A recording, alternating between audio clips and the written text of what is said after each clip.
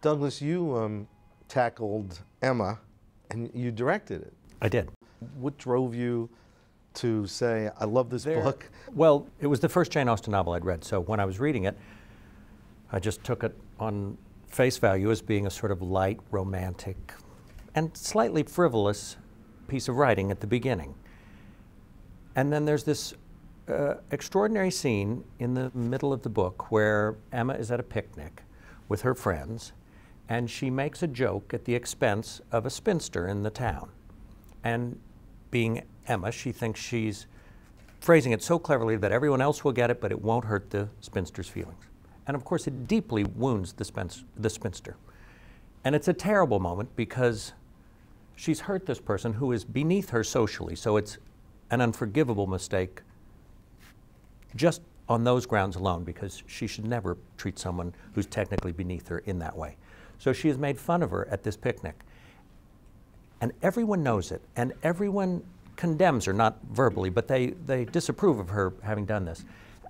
Most of all, her friend Mr. Knightley disapproves of it. And what I loved about it is that all of a sudden you think you're here, you think you're on this shiny surface right here, and you think the whole book's going to be on that shiny surface right there for the whole book.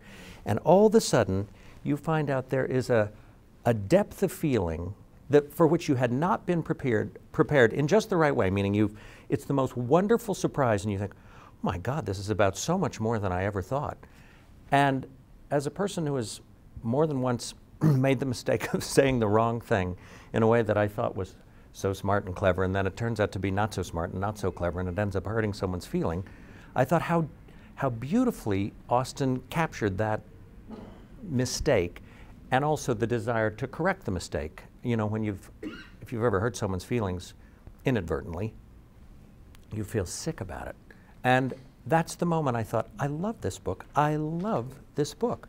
And then, of course, it gets better from there because she has to find her way back, and she does. And as I read it, the scenes, there were more than I needed, but as I read it, I thought, well, it just seems like a movie, meaning the scenes you need are all there. You have extra scenes, but they're all there. And it seemed kind of have a perfect shape for a movie. And when I was working with Woody on Bullets Over Broadway, I thought afterwards, I'm going to have a chance to do something that I wouldn't normally have a chance to do. So I should do something I love and could maybe push through with some luck. So I adapted it. You approached Nicholas Nickleby. Roger Ebert said, you've done some serious pruning, but the result does not seem like you've diluted the novel at all.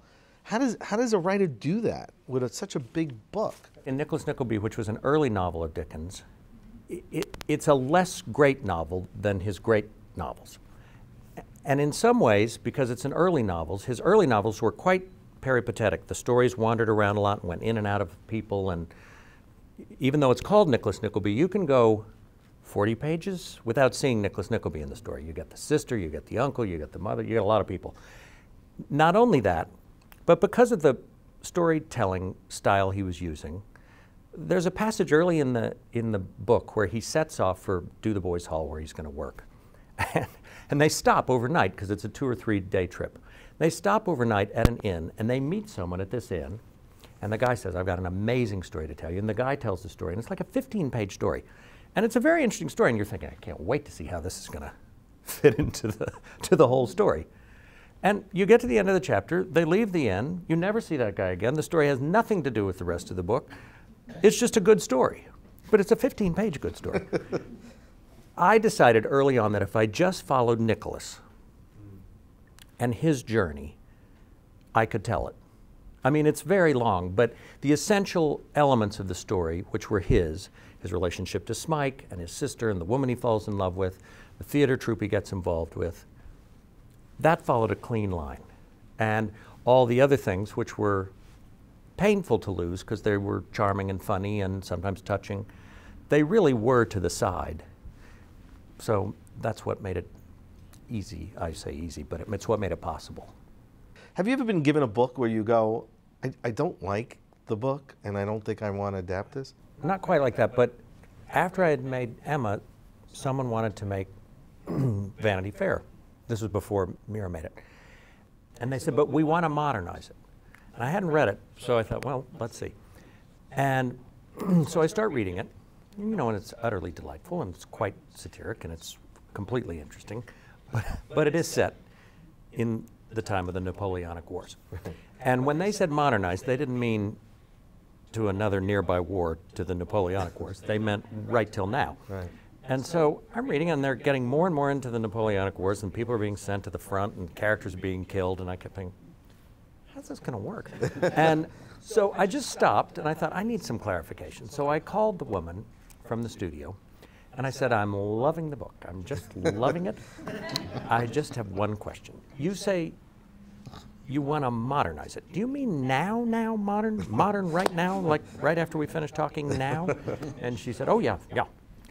And she said, I mean, you know, within the last few years. And I said, and the Napoleonic War, what are you thinking we'd use for that? And she said, well, the stock market crash. Bye. You know, that's when you think, I read the book, but I thought, I can't work with you. I mean, I just thought we'll come to grief very quickly. Ruth, was there ever a novel that you just said, you got readers who are going there and expecting their favorite moments in the novel, and you might not be able to put it in there? And how do you feel responsible for that? Or do you? You can't really. Can't. No. See? I mean, first of all, if it's not your favorite moment, you know, you have to honor what you believe in.